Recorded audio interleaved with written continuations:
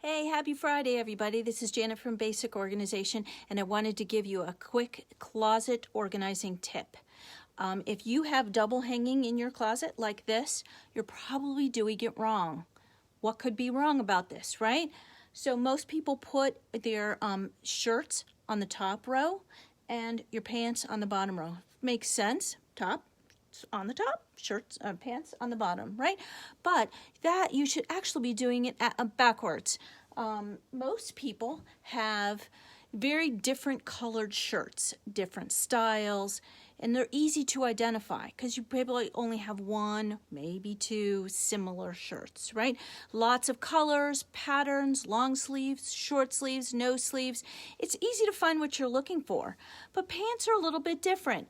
Most people have several pairs of blue jeans, black pants, khaki pants maybe, and they're down, if you put them down low where the light from in your closet doesn't get down so far, you're really having a hard time finding the pair you're looking for. Has that ever happened to you? You spend 2 minutes looking for the pair of pants that you're really looking for?